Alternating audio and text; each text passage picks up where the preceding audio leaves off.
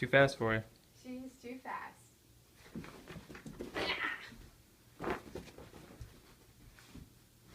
Oh my gosh. Come on.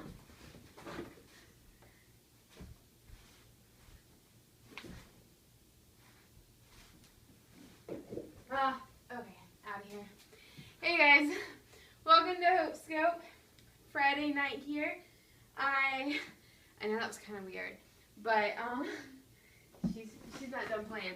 I wanted to show you that as an intro because it's the weekend and we're totally about to do a live blood sugar check.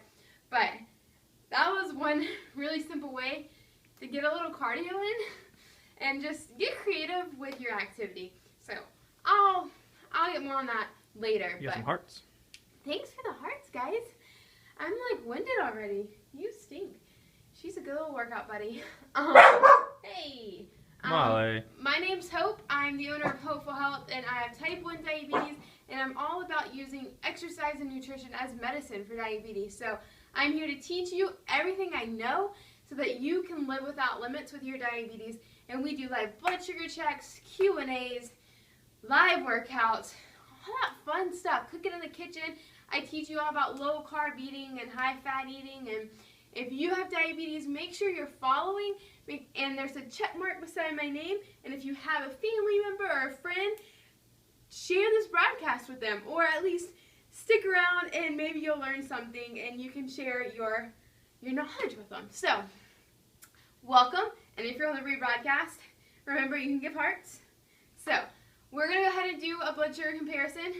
My husband and I, if you saw the really brief broadcast earlier, we had shrimp and grits using cauliflower as grits and these delicious shrimp. So it was awesome, low carb, really full of fat. So like I'm super stuffed, but it was so good. So we'll see who takes the throne tonight. All right, let's do it. We're gonna flip the camera. You have somebody in here who said they're Oh. diabetic. Oh, that was you. Insulin resistance. Okay. Yeah, so that's super normal. A lot of people are insulin resistant.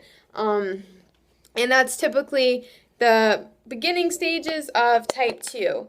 And then you could totally control it with diet and exercise, though, which is the good thing. And then from there, maybe never go on medicine, which would be cool. So I am completely insulin dependent. And so I have to take insulin no matter what. But I have reduced my meds tremendously through exercise and low carb, high fat eating. So let's do a blood sugar check. Oh, he's got the test strips ready and everything. Here, bring it over here. Sorry, I brought it. Is that mine? Yeah, this one's yours. Okay, we're gonna do it at the same time. Too bright, too bright. Yeah, dim it all the way down. Okay, there we go.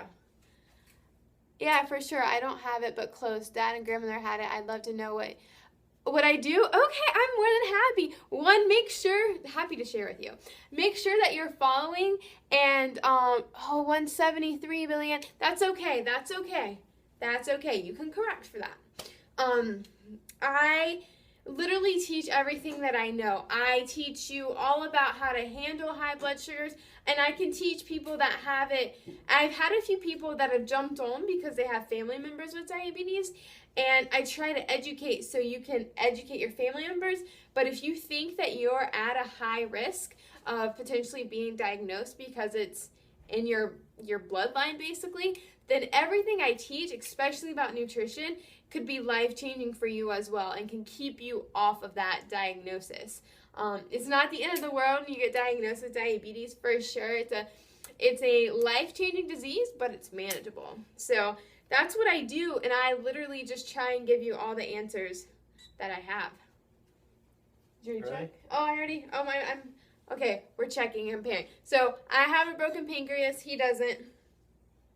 And we ate our low-carb dinner, and I took a beautiful picture of it. I'll post it on Instagram later. I meant to do that earlier. I got distracted. And so every night I do a 2-hour post-meal blood sugar check because as someone with diabetes, that's usually when your blood sugar is the highest. So I do it and compare with him. Yes, I definitely want to avoid it, but I love sweets. Should get a Dexcom. I'll talk about that too. What's your number? Can we flip at the same time? Okay, we haven't looked at each other's. Oh, shoot. Oh, it's so close. Oh, he beat me, but that's okay. 5 points away, though. That's not bad. Oh, that's crazy. It's pretty solid. Solid. So, this is proof. There is not a cure, but there is a solution. Okay, cool. So. Oh, man, I'm bleeding like crazy. Oh, you got the blood flowing. Got gnats in our house. Okay, so talking about the sweets. I have some really great things that I've been working on and really cool desserts that you can try that are low carb and they're super tasty because they're high in fat and so they're filling. So there are options because I love sweets. We love sweets, quite honestly. And I have type 1. He does not. He's being so gracious to check his blood sugar so that we can compare and I can show you guys how effective and powerful low carb, high fat eating is. I gave a unit of insulin for my dinner because cauliflower does have carbs. You can't eat low carb and avoid carbs completely. Veggies have carbs, but they're fibrous carbs that fill you up and full of goodness. Hi, welcome to everyone that's still trickling in. Welcome to HopeScope. Someone asked what that is, and I don't know what you're asking about, so let me know. And then I also saw someone said get a Dexcom. So I actually have, but how did you get type 1? Oh, no, that's not silly at all. I can tell you some theories, basically, theories. But real quick about the Dexcom, I have a G4, but my insurance doesn't cover medical devices at all, so that's why I'm on shots, but I like shots, actually. Hello from Brazil. Nice to have you. Thanks for joining. I appreciate it. And thank you guys so much for the hearts. Like, they let me know that what I'm doing is helping you, maybe changing your life, doing something good. So it helps. Thank you so very much. It's like you saying, like, Hope, you're doing a good job and this stuff is informative. So thank you. Okay. Back to my Dexcom talk. So my current insurance, which really is not good, to be honest with you, doesn't cover medical devices. And with type 1 diabetes, that means I can't afford it because even with insurance, I think my Dexcom sites would be, or whatever you want to call them, transmitters or whatever. I haven't used my Dexcom in about 2-3 years. It would be close to like $100, and without, it's like $300 maybe. And that's just the Dexcom. That's not actual test strips, your meter, your insulin. You know, like diabetes is expensive, which is another reason why you want to try and control it in ways that aren't as expensive. If you can eat better and exercise, you'll reduce hospital bills, doctor bills, and meds, which means you're going to be actually pocketing more. Sometimes people feel like eating healthy is expensive, and it can be, but I can teach you some tips and tricks on how to do it. And I'm working on some price comparisons of, like, last night, if you missed that little quick scope, we had a low-carb Mexican night. And I can pretty confident, I actually did a quick calculation, we fed 4 people with leftovers for a total of $15. $15. And it was all veggie-based. So, was it all organic?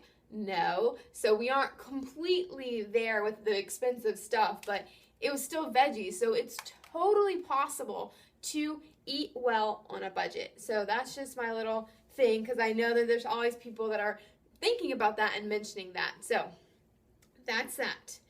That was a Dexcom question. How did I get type 1 diabetes? I love educating. So, never think on the scope a question is silly.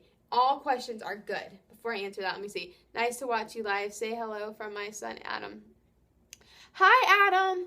Hello, Adam. I don't know if you have diabetes, but if you do, thank you so much for joining. If your son has it, or if you, or what have you, thank you so much for joining on this scope. And thanks still for the hearts flowing. I love it. I love it. They're so beautiful.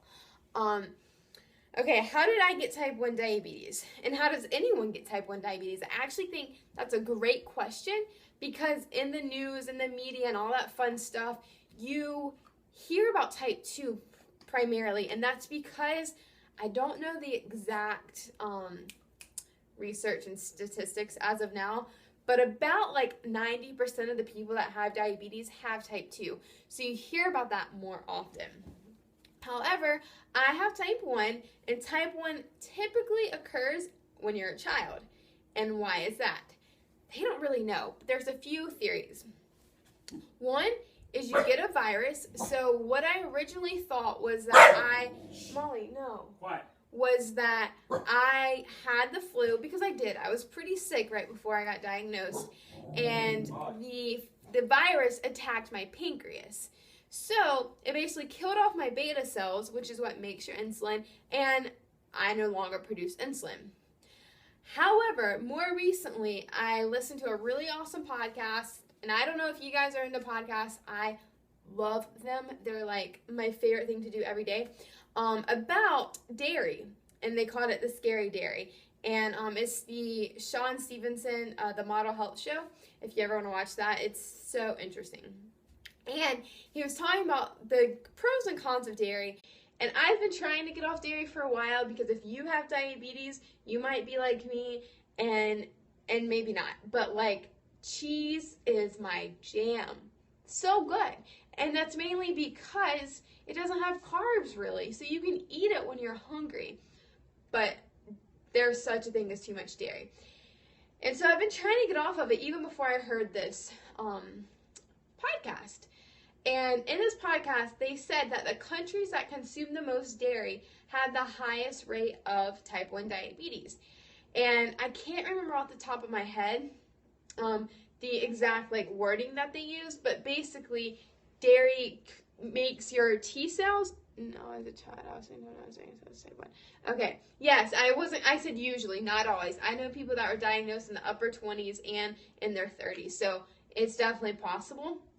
Just typically, I've noticed most are children of the age of really young, or what I noticed most and when I was diagnosed was between like 10 and 12. I was 12. So what they said was dairy makes your like T cells, I guess your T cells count maybe, increase, or maybe, and again, this is not exact, but this is as close as I can remember. It just really convinced me that I don't want dairy. That your T cells attack your beta cells because of the dairy. The dairy causes this increase in the T cells.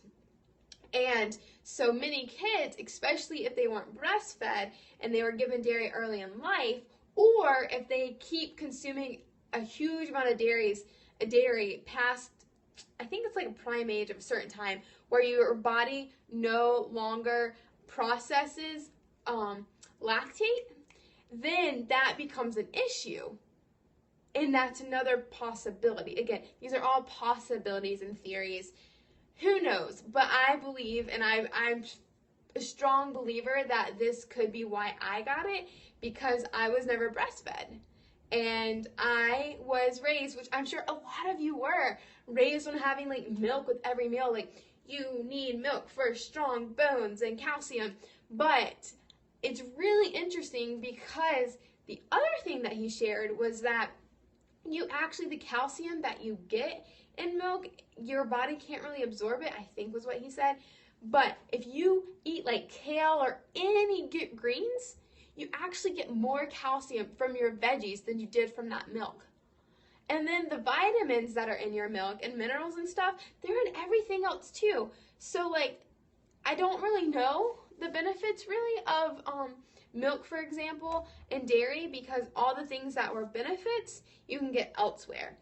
And it's not a low carb food for us. It has 12 grams per cup, and it's got some fat if you have full fat, and it's got a little bit of protein. But the primary food sources in it is carbs. Yo, I don't want it. I'll have a protein shake if I really want some protein, and I'll eat some meat. Like, it's just, I don't know. So that's, again, if you really want to know more, because I was so intrigued, I was shopping at Trader Joe's, so I was like listening, but I was shopping, so I just remember those tidbits of information. So I'm not swearing by the exact wording, but that is huge. Again, just crazy.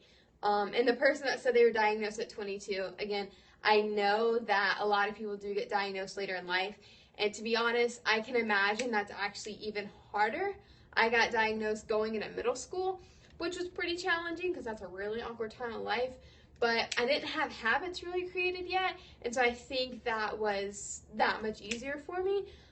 But that's why I created Hopeful Health, to teach you and educate you and let you know that you are not alone on this journey, and we're going to hold each other accountable. I hold you accountable, but you hold me accountable as well. We are accountability buddies, and that's why we do live blood sugar checks. And like Billy Ann shared with us what her blood sugar was, and I appreciate the honesty, because that's the only way that you can face it and know that you can take care of it. And now that I know what she was, tomorrow morning when I scope, like, I'm going to ask her how she's doing if she's on this live broadcast, because I care. And there's ways to get around it. You might have hard times where your blood sugars stay elevated for a while, but you'll get through it. Just don't dwell on it. That is key. Okay? And so, talking about accountability, the reason I started this scope, chasing my crazy dog around, because you saw how much energy she has, is to tell you that this, sorry, I'm reading these questions. So many diet needs to change. You need low carb, high fat if you want great control. Mention about dairy was very interesting. Thank you for caring. Yeah, no problem. I thought the dairy thing, which apparently I had a type 1 over for dinner last night. She's one of my good friends. She said, okay, she's 29, 28. She'll be 29, I think. She said that when she was 10, she heard about this dairy correlation. And I just found out, and I thought it was so interesting too. So that's crazy. But yes, low carb, high fat. And when I say high fat, you got to make sure you're getting like your olive oils and coconut oils and avocado, and you can get animal fat, but I wouldn't like be downing bacon all the time. Like tonight, our shrimp and grits had, was baked a little, not baked, it wasn't baked, was cooked a little bit in bacon fat. And seriously, it was so filling, but it's all good stuff. And the reason why, and I'm not going to get on this because I probably talk about this on every Periscope, is that, people say fat is bad because we always pair fat with carbs, and those together are not good for us. But fat alone with some fibrous carbs are good. Yes, so, okay, good questions. I love your questions. Okay, so, and I just skipped another question that I just saw before that. Oh, what was it? Rats. If you had another question and I missed it, because if I get really close, it's kind of creepy, so I try and keep my distance, but I don't have the best vision. I'll blame the diabetes for that. So, no, it's okay, don't apologize. Oh, I saw the HDL. So, that's the cool thing, y'all. I gotta put my meter down. Okay, so, people for the longest time, and the good example is coconut oil. They thought this saturated fats, like coconut oil. Yo, coconut oil is all up in the media today, and there's a reason for it. So it's full of saturated fat, and for the longest time it was like, no saturated.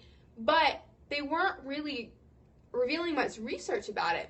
And the people that were saying no were actually companies that were promoting like trans fats and a lot of the bad, that is bad, that is not good. But actually things like coconut oil that have so much saturated fat, they raise your HDL and they raise your LDL. So HDL is good fat. LDL, not so good. But the amount that you raise your HDL compared to your LDL is going to help your cholesterol. So it's good for you. It's heart healthy. And that's what they weren't sharing for the longest time about certain fat diets. So that's what I liked. You just brought the HDL up, so that was perfect.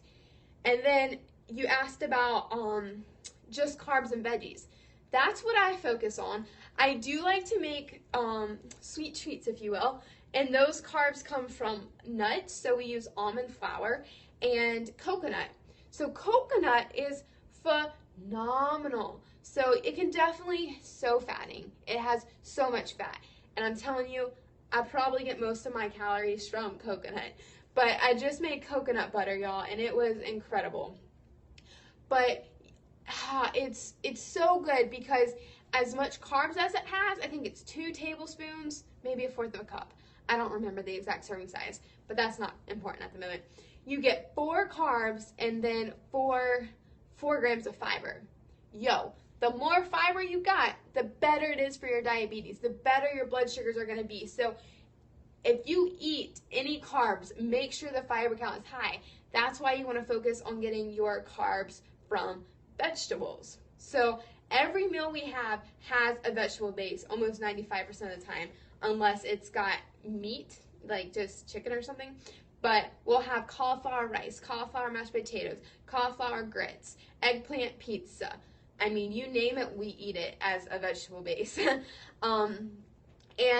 oatmeal in the morning, I'll tell you a trick, okay? This is unbelievable. I don't do it anymore, but I will say that oatmeal did do my blood sugar pretty good if I did one thing with it, just one thing. And I challenge you, if you like oatmeal, try this, okay? So I like steel cut oats. I literally ate oatmeal, oh my gosh, for like 4 years maybe, for breakfast every morning. And if you don't know me, you don't know my background, I'm a personal trainer and I'm a sports nutritionist.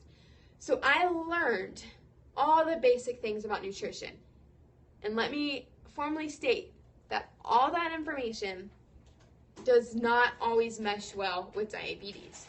So I was fighting inside my head, like, I know nutrition, but things don't always work with my diabetes. And I've been having to, for years, find this balance. And this balance that I finally found, I'm sharing with you. So yeah, it's been quite the interesting thing. And oh my gosh, okay, really quick, I'm sorry, I'm trying to stay focused, but I do not want to forget comments. Cauliflower rice, so easy. You get it, chop it into florets, steam it, put it in a food processor, it looks like rice, you put some ghee or butter on it, bam, magical. And it literally tastes like rice. Oatmeal. Thank you. Who is that? NY Bombay. You're going to be my thought person, okay? Because I get so excited talking to you guys, and I want to talk about so much that I lose my train of thought. And I do use a spiralizer for zucchini noodles. So I do encourage that. You can do squash, zucchini. I saw somewhere that they were getting fresh broccoli, and you know, you don't want the stalks, like, ew, they're hard and gross, like, I want the tree part, you know. They actually turned the stalk into noodles with the spiralizer. I've never tried it, but yo, it's worth it. You're not wasting veggies, so kind of a cool idea. Okay, oatmeal. Back to it. Okay, I was eating oatmeal forever because I was taught your diet should be 50 to 65% carbs, and then basically primarily the rest protein and about 10 to 15% fat for normal people. So I would get a huge dose of carbs in the morning, and yo, I loved it. It was so good. But I either spiked a lot, and that depended on the toppings, like fruit. And someone asked earlier about fruit too. I haven't had fruit in almost 2 months. I've had some plums because plums are super small and portion controlled and they're yummy. But fruit has fiber to an extent. But because it's fructose, you're still, for the most part, it's going to make your blood sugars go up. It is not going to have you react like vegetables. But I do like to treat low blood sugars with dried fruit, such as raisins, or you can do dried cranberries or blueberries. But I love apples, and I think apple season, the apple orchards are opening up here, and we love to go pick some. So I'm going to have an apple then because they're so good. But I have learned to, like, it's not worth it most of the time. All fruits are different sizes, and you like that as well, the spiral machine. I'll get to that too. Yeah, I love apples. I really do. But if you've noticed, you can get an apple like this, or you can get an apple like this. Now you tell me how you count those carbs. Because I can tell you, I fail every time, to be completely honest. I love them, and I can do my fitness pal to try and figure it out, but it doesn't work well for me. I know, it's such a complicated broadcast, I'm so sorry. So this is just crazy stuff. So the machine, I love that machine. I'm going back to the spiral machine. I'm talking about the apples and I dropped that, so sorry. Just, that's my personal preference on everything about fruit. But for the spiralizer, I do love it and it works well. You have to play around with it so it doesn't get a lot of water settled in the bottom. Okay, so that's just a fun fact. And be careful with your sauces if you're trying to make spaghetti because they always have added sugar. Back to oatmeal, because I know you want to know about oatmeal and I have failed to address that for the past 25 minutes. Okay, so basically, so many things you get your fiber from are almond meal. I cook with almond flour / almond meal, same thing. And all my veggies. I'm glad you're laughing at me. Veggies have so much fiber, like it's unreal. If you eat broccoli or cauliflower, most of the carbs are at least half fiber. And for some people, they can do net carbs. So basically net carbs are taking your carbs, your total carbs, and subtracting the fiber. And that's the total amount that you count. My body doesn't really do well with that. It thinks a carb is a carb, and that's that. Yes, good to know, absolutely. So you can try it. Some people say they count the carbs, they subtract half the fiber, and count that as their carb total. We're all different. That's the thing about this disease is like we're not all the same, but I can teach you the basic of what I know and go from there. So you're learning. I hope you're taking some notes. And from there, you just try. You have to test. Be safe, but you've got to experiment. Okay, no questions until I talk about oatmeal, okay? I get sidetracked. So much to share. Oatmeal. I'm just going to cut to the chase. The only thing that I found worked wonders on my blood sugar. Like literally, this was magic sauce, basically, for the oatmeal, was if I made my still cut oats and I put an over easy, is that what you would call it? Yeah, an over easy egg over it. So the animal fat and protein helped stabilize my blood sugar. And this was actually a recommendation from another type 1 who's a friend of mine. And she knows that I love nutrition and exercise. And if she ever finds out something, she always comes to me and it's awesome. And I used to like try peanut butter. It doesn't work with your blood sugar. Fruit doesn't work with your blood sugar. But this egg, holy cow. I know it sounds weird because oatmeal is usually viewed as like sweet, not savory.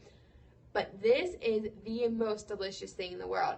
So I'd make my serving of still cut oats, I'd make an egg, and I have one of those cute like 1 egg pans. So I do it. I like it a little runny because when it's runny, it makes it creamy. And then salt and pepper. I love grits, and it reminded me of grits, and my blood sugars were happy. So peanut butter, I'm not saying peanut butter is bad, but her and I got to talking about it, and we think that the fat from the egg is much better, and the protein from your egg is better for your blood sugar management with oatmeal. And that's not, I don't have research to back that up, but we were talking about it, and it seemed like she had where she ate it and she would go high and then bottom out. Yeah, so super interesting, and that's kind of how that works for her. For me, before I found the egg discovery and I ate that for like a year, and then I decided no more, I have better things to try and eat. There was, what did I do a lot? I liked nuts in it, and I would make it with almond milk. But point being, my blood sugars weren't bad, but nothing, if you want oatmeal, try the egg, because nothing beats that. And I wish I knew more about the science behind it, but unfortunately I don't.